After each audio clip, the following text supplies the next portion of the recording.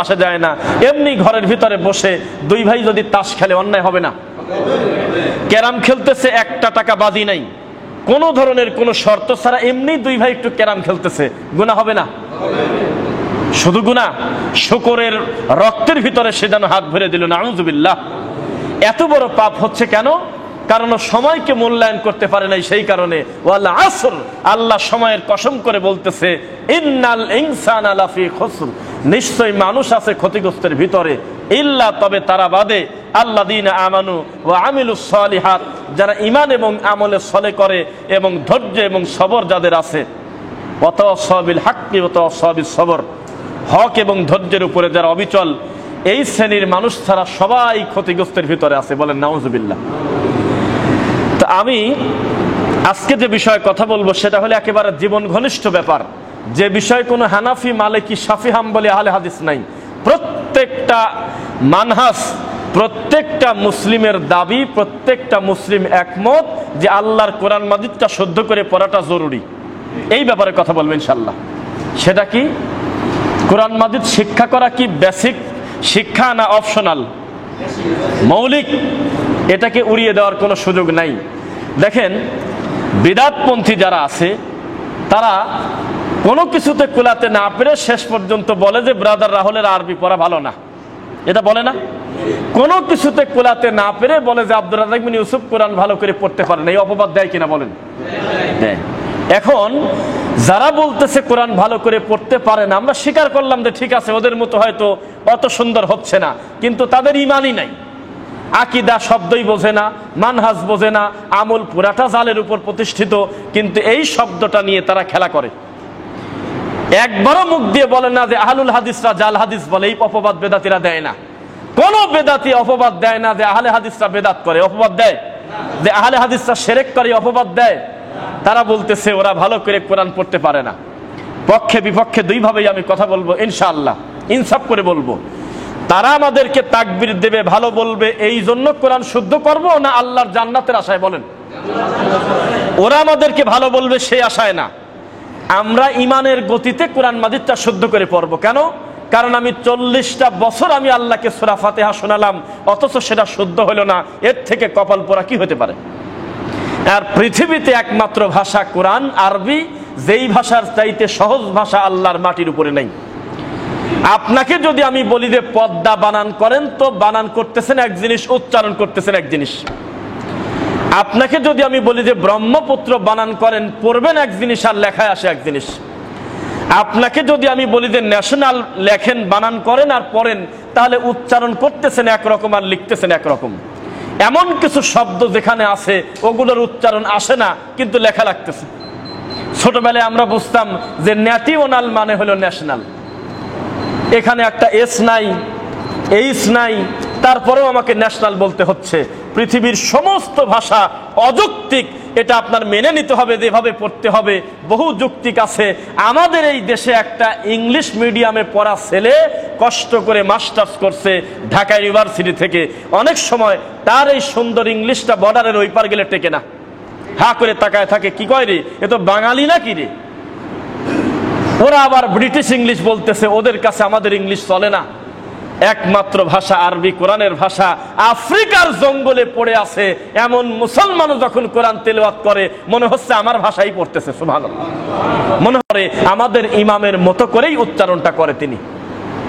আশ্চর্য একটা ভাষা কোরআন মাজিদ। সারা কোরআন মাজিদে কোথাও বা জবর বি নাই, গোটা কোরআনে কোথাও তা জবর তি নাই, গোটা কোরআন মাজিদে হামজা জবর বলে। আমার মুখে আসে না, বয়স হয়ে গেছে, এই সেই, এটা একটা অযৌক্তিক ঠনক যুক্তি, এটা চলবে না। কত মানুষ শেষ বয়সে কত নতুন নতুন জিনিস তিনি শিখলো, যেটা তার জন্মগতভাবে শুরু করে 30 বছর জীবনে কোনোদিন গবেষণা করে নাই, শেষ সময় এসে আল্লাহ বুঝ দিয়ে দিছে। আর এই কোরআন মাজিদের ব্যাপারে কথা আসলে তারা বেখেয়াল, বলেন নাউজুবিল্লাহ, বেখেয়াল থাকে। তো এই প্রতিষ্ঠানে বয়স্কদের জন্য, মুরব্বীদের জন্য কোরআন শিক্ষার ব্যবস্থা আছে। এই অবস্থায় যদি আপনি পড়তে পড়তে 3টা অক্ষর পরেও যদি মরে যান, আল্লাহ আপনাকে ক্ষমা করতে পারে না? বান্দার চেষ্টার উপরে তার প্রতিফল আসবে। একটা দলিল দেই, ভুল কিন্তু আমাদের আব্বাও করছে, ভুল কিন্তু ইবলিসও করছে। একজন ভুল করে স্বীকার করা তো বহু দূরের কথা, আল্লাহরই ভুল ধরতেছে, কয় না আপনারই ভুল যাচ্ছে, আপনি আমাকে সেজদা দিতে বলেন কি কামে? খলাকতানি মিন নার ওয়া খলাকতাহু মিন তিন। আরে আমি হলো নূর, আগুন, আমার উপরের দিকে যাওয়ার কথা, হিসাব অনুযায়ী মাটি আমাকে সেজদা দেবে, আমি কেন সেজদা দেব? আমার চোখের সামনে আপনি আদমকে বানালেন। মানে আল্লাহকে বলতেছে আপনি আরেকবার ভাবি দেখেন, নাউজুবিল্লাহ। তো এটাকে আমরা বলি হলো ইবলিসের কিয়াস। ইবলিসের কি? এটা আমাদের দেশের মুফতিরাও কিয়াস করে। ঠিক আছে, সহিহ হাদিসে আছে বুঝলাম, বড় হুজুর তো আর বলে নাই, হাদিস সহি, কিন্তু আমাদের মাযহাবে চলে না। এই হাদিসটা বুখারীতে আছে কিন্তু আমাদের মাযহাবে নাই, নাউজুবিল্লাহ। মানে মনে হচ্ছে আমাদের আলাদা ধর্ম, ওই ধর্মের আল্লাহ এই ইবাদত নেয় না, বাতিল, নাউজুবিল্লাহ। তো যখন একটা মানুষ আল্লাহর জান্নাতে যেতে চাইবে, যে তার মন চায় যে তিনি জান্নাতে যাক, তখন আল্লাহর কোরআনটা তার পড়তে হবে, বুঝতে হবে, হবে কিনা বলেন? থাক থাক থাক, আল্লাহর কোরআন তাকে পড়তে হবে। আজ কি পরিমাণ ফিতনার যুগ, যুগের গালি দেব না, মানে ফিতনা সমাজে ছড়িয়ে পড়েছে, কি ধরনের বড় বড় পাপের রাস্তা খুলে গেছে তা আমি আপনাকে বলতে পারবো না। কেউ আহলে কোরআনের নামে, কেউ হিজবুত তাওহীদের নামে সুন্দর সুন্দর নাম ব্যবহার করে আমাদের এই দেশের মুসলিমকে অমুসলিম বানাচ্ছে, নাউজুবিল্লাহ। বিশ্বাস করেন? সুন্দর নাম না? নাম দিয়েছে হিজবুত তাওহীদ, মানে হলো তাওহীদের দল। এই হিজবুত তাওহীদের প্রতিষ্ঠাতা বিড়ি খায়। হিজবুত তাওহীদের বর্তমান যে প্রধান, তার মুখে দাড়ি নাই, কাজে এগুলি কোনো ব্যাপার নাকি? টাকনুর নিচে কাপড় পরলে কি এমন হয়? একটু গান শুনলে কি হয়? নবীও তো গান শুনছে, নাউজুবিল্লাহ। মেয়ে ছেলে ফেলের পর্দা করতে হবে কে বলছে? বলতেছে মানুষের সামনে। মেয়ে ছেলে ফেলে এক জায়গা জমা হয়ে তারা সালাত পড়তেছে, নাউজুবিল্লাহ। অথচ নামটা নিয়েছে কত সুন্দর নাম, হিজবুত তাওহীদ, তাওহীদের দল। এই নামটা যদি কারোর যোগ্য হকদার থাকে পৃথিবীতে একমাত্র আহলে হাদিসরা, তারাই হলো তাওহীদের দল। নাম নিয়েছে আহলে কোরআন, অথচ তারা আহলুশ শাইতান, শয়তানের প্রতিনিধিত্ব করতেছে। তারা প্রকাশ্যে ঘোষণা দিচ্ছে নবীর হাদিস মানেই হলো মিথ্যা কথা, শুধু কোরআন মেনে জান্নাতে যাব, বলেন নাউজুবিল্লাহ। তো এতগুলো কিছু যদি আপনি ঠেকাতে চান, আপনি কোরআন পড়তে পারবেন না, কোরআন বোঝার চেষ্টা করবেন না, তাহলে কি হবে বলেন তো দেখি? এইবার আসেন, এতক্ষণ আপনাকে খুশির খবর শোনালাম যে কোরআন মাজিদ পড়ার গুরুত্ব, পড়লে লাভ এবং সহজ।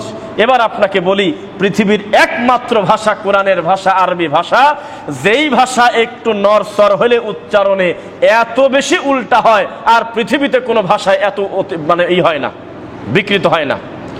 কেউ যদি বলে কুল হু আল্লাহু আহাদ, হে নবী আপনি বলে দেন আল্লাহ অদ্বিতীয়, আল্লাহ অদ্বিতীয়।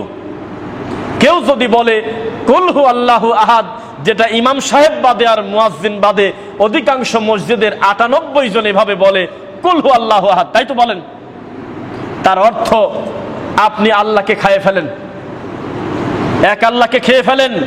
কুল মানে খাওয়া, আর কসলাম পেশ কুল, এইটা মানে হে নবী আপনার মুখ দিয়ে বলে দেন। কিসের সাথে কি মিলল?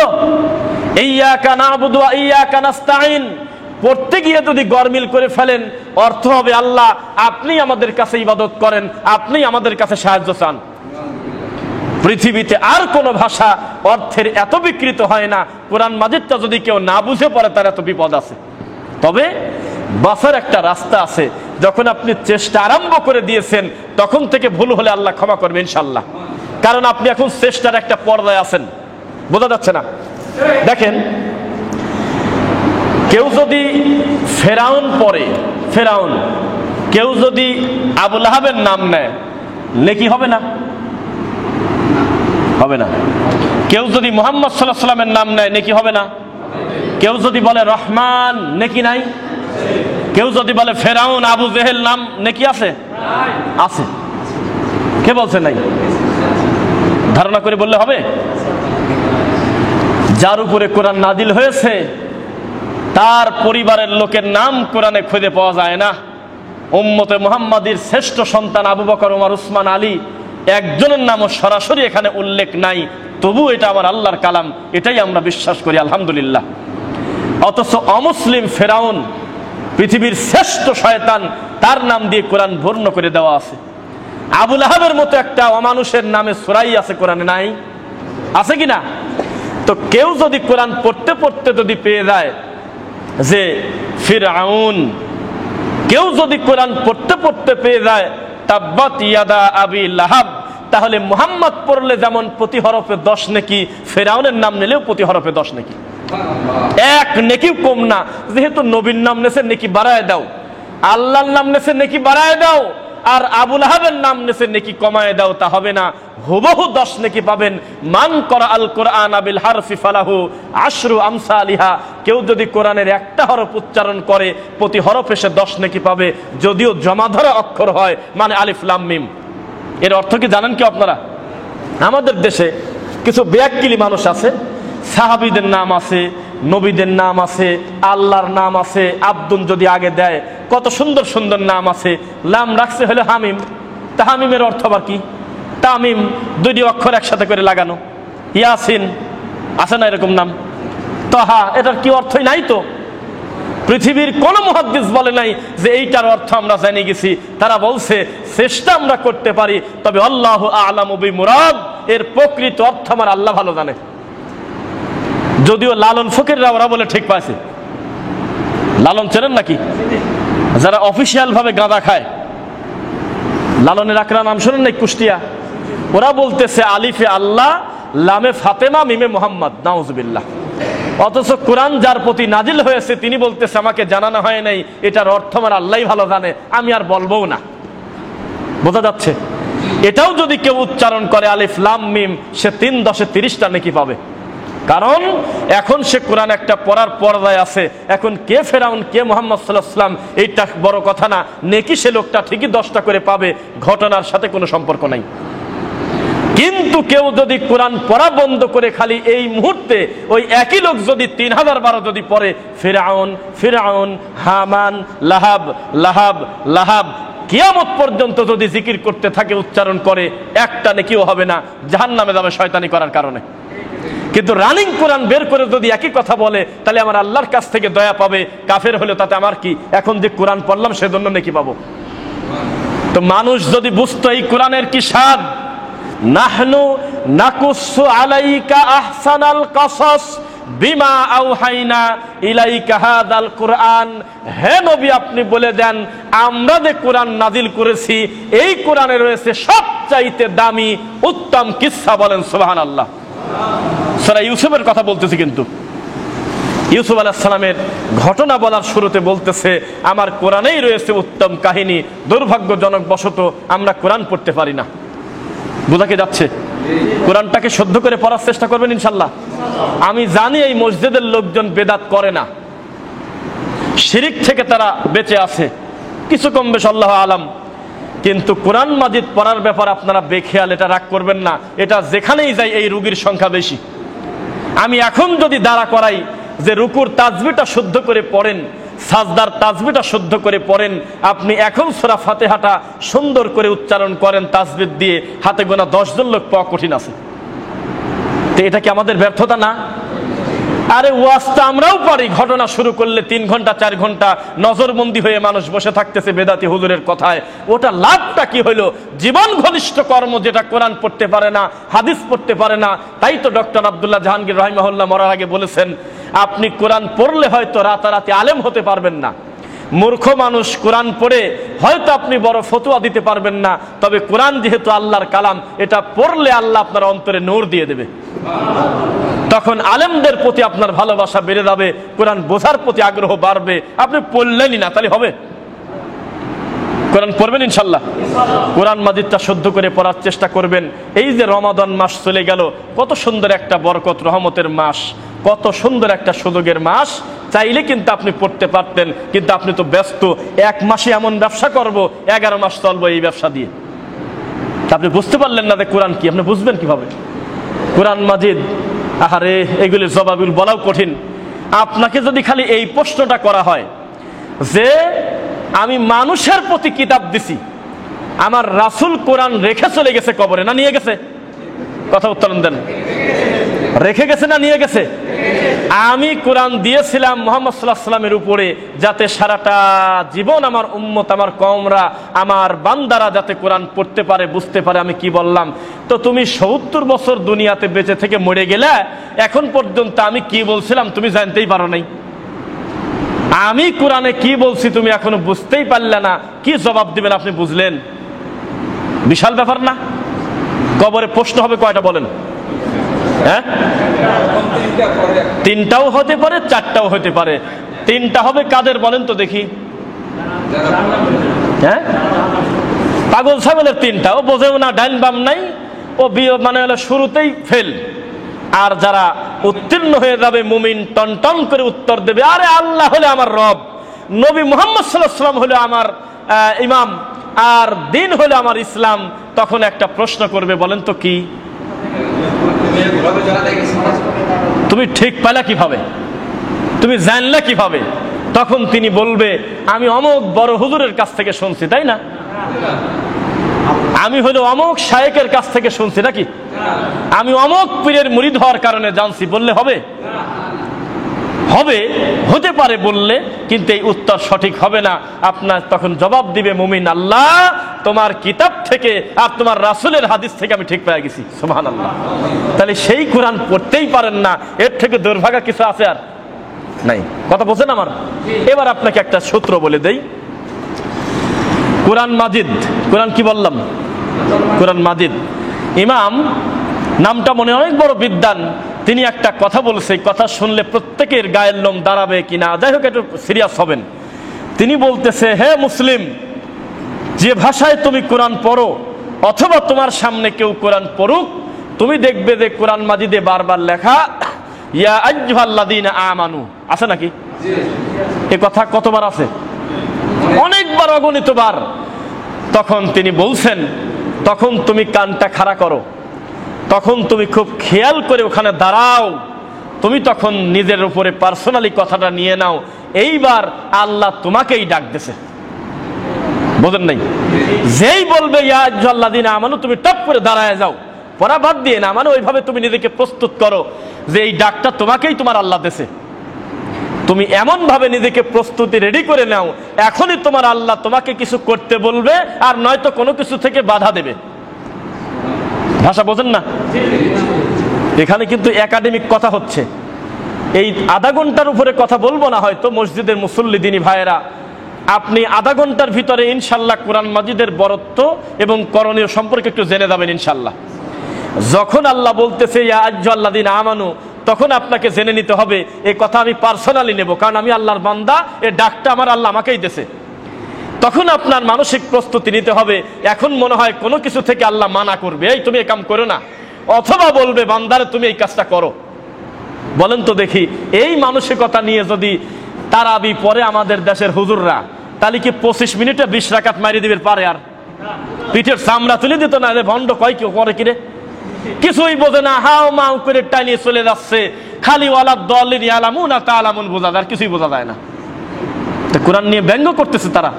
ওই ছেলে যদি বুঝতো ইয়া আইয়ুহাল্লাযীনা আমানু ইত্তাকুল্লাহ, তখন ওই ছেলে মাথার ভিতরে নিয়ে নিত, এখন আমার আল্লাহ আমাকে ভয় করতে বলতেছে। কেন? ও কিছুই বোঝে না, খালি টানি চলে যাচ্ছে আর কোসে ইয়ালামুন। লোকজন মনে করলো যাক 4 নাম্বার রাকাতের ঝামেলা গেল, এটা খালি বুঝলো। ওয়ালা দলিন, কিচ্ছু বোঝা যায় না, বোঝা গেল সূরা ফাতিহার বিপদটা গেল। নাউজুবিল্লাহ। কিভাবে কোরআন বুঝবেন, কিভাবে কোরআন জানবেন? আমাদের দেশে কোরআন খতমের প্রতিযোগিতা করা হয়, কোরআন বোঝার কোনো প্রতিযোগিতা নাই। আমার এক দিনী ভাই গত কয়েকদিন আগে আমাকে বলতেছে, সৌদি আরবে আপনারা যান, আচ্ছা সৌদি আরবে যারা আমাদের দেশের হাফেজদের পুরস্কার দিল, আমাদের দেশে বিশ্বজয়ী হাফেজ হয় নাই? হয়েছে তো, বলে যে তাদের কাছে একটু বলবেন তো ওই ছেলেদের যাতে একটু আকীদা শেখা দেয়। তখন আমি বললাম, ভাই রে, প্রশ্ন তো তোমার একার না, এ কষ্ট তো আমাদেরও, কারণ তারা হলো ভালো মানুষ, যারা পুরস্কার দিচ্ছে তারা জন্মগতভাবে হলো আরবি, নাকি? ওই দেশে কোরআন নাজিল হয়েছে, তা আমাদের প্রতি তাদের এতটা কুধারণা নাই।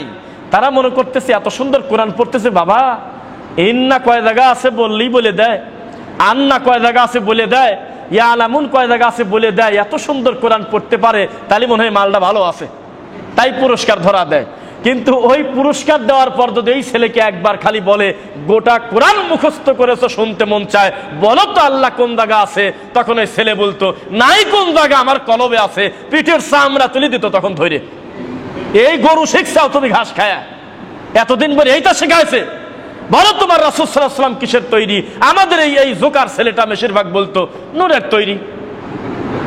এটা হলো আমাদের দেশ।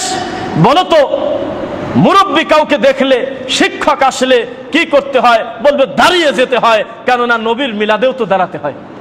তখন তারা বুঝতো এ তো দেখতেছি যাই হোক ডট ডট অমুকের গলায় মালা দিলাম তো, তারা তখন বুঝতো। কিন্তু তারা জানে না ওই যে পুরস্কার দিচ্ছে দিয়ে দিচ্ছে, এটা দুঃখ, তারা জানে না। তা আমাদের দেশে বিশ্বজয়ী কোরআনে হাফেজ আমরা পাইছি, এটার জন্য আলহামদুলিল্লাহ। আর একটার জন্য নাউজুবিল্লাহ, এই সোনার ছেলেরা পড়ে আছে হলো বেদাতির কোলের ভিতর, মুসাফা পর্যন্ত করতে জানে না। যারা মিডিয়া দেখছেন তারা জানেন, দেখছেন না, বিশ্বজয়ী হাফেজ আল্লাহর কসম রাসূলের কায়দায় মুসাফা পর্যন্ত করতে জানে না, বিশ্বজয় করে আছে, গোটা কোরআন মুখস্থ। আপনাকে কিন্তু এই কোরআনের কথা আমি বলি নাই, আমি বলছি কোরআনটা পড়বেন শুদ্ধ করে আর বোঝার চেষ্টা করবেন, ইনশাআল্লাহ পড়েন। বোঝা যাচ্ছে না? এই ছেলেটা একদিন ওয়াজের ভিতরে বলে ফেলছে, জানেন আমি টয়লেটে বসেও কোরআন পড়তাম। কি এরকম শুনছেন কেউ? একটা হাত তোলেন তো দেখে, যাতে সাক্ষী থাকে। থাক, নাম বলেন না। কোন লজ্জার কথা, টয়লেটে কোরআন পড়া যায়? ওই কষ্ট আমি টয়লেটে কোরআন পড়ছি। আর আমি একজন বড় শেখকে বলছিলাম যে শেখ আমার ভুল হতে পারে, আমি চেষ্টা করে দেখলাম, আপনারা একটু বলেন তো দেখি পৃথিবীর ইতিহাসে, সালাফদের ইতিহাসে, সাহাবায়ে কেরাম থেকে, রাসূল থেকে, তাবেইন থেকে বা ইমামদের থেকে এইরকম কোনো উসুল পাওয়া যায় কিনা, এইরকম কোনো ঘটনা পাওয়া যায় কিনা যে তারা কানে হাত দিয়ে মুখ টুক ভেংসি করে কোরআনের 4 আয়াত একসাথে পড়ে দিয়েছে আর সামনের লোকজন বলছে আল্লাহু আকবার। তখন হুজুর শেখ বললেন, মাদানী আলেম ডক্টর বললো যে না, এগুলি কোনোদিন পাইনি খুঁজে, এগুলি আবেগ, জাতির আবেগ, মুখের দিক তাকানো যাচ্ছে না, মুখ তো উল্টা পাল্টা ভেংসি করে করে সূরা দুহা পরে এক টানে আসে না। তো তোমার এই পেরেশানিতে বলছে যার প্রতি কোরআন নাজিল হয়েছে তিনি প্রতিটা আয়াত থেমে থেমে পড়তেন, দলিল লাগবে কত, সহিহ বুখারী থেকে দেব। তিনি পড়তেন আলহামদুলিল্লাহি রাব্বিল আলামিন, থেমে যেতেন। আমার মতো করে পড়তেন সেটা বলি না, কিন্তু থেমে যেতেন তিনি। রাসূলের ব্যাপারে কথা বলতে গেলে একটু সতর্ক থাকতে হয় কিনা বলেন? নাম বলেন না ভাই, থাক। একটা বড় হুজুর, তিনি অনেক উল্টাপাল্টা কাজ করছে, সে কারণে তিনি জেলে আছে। মানুষ বিভিন্ন যুক্তি পেশ করে যে এই কারণে জেলে, এই কারণে জেলে, এই কারণে জেলে, বিভিন্নভাবে বলে। কিন্তু আমি বলছিলাম অনেকদিন আগে যে ওনাকে যদি আল্লাহ লাঞ্ছিত করে তাহলে অন্য কারণে করতে পারে, জাগতিক কারণে নাও করতে পারে, আল্লাহ আলাম। সেটা কি? উনি আমার রাসূলের ঠোঁট নাড়ানো দেখাইছিল মানুষের সামনে। সেই দিন ভিতরে কষ্ট পাইছিলাম যে একটা হুজুর মানুষ হাজারো মানুষের সামনে বলতেছে আমি আমার নবী কিভাবে ঠোঁট নাড়াচাড়া করতে আমি দেখাতে পারি। শুনছেন? হ্যাঁ, এটা হলে এটা বলা যায়? এটা রাসূলের শানে কথা যায়? তখন উনি নিজের মতো করে একটু ঠোঁট নাড়াচাড়া করে বলল এভাবে ঠোঁট নাড়াইছে, আর সামনের গরু ছাগল বলতেছে আল্লাহু আকবার। গরু ছাগল তো অবশ্যই কিছুই বোঝে না, আমিন বলে, কিছুই বোঝে না, আলহামদুলিল্লাহ বলে, কিছুই বলে না, সুবহানাল্লাহ বলে ওঠে। কি বুঝলো বলেন?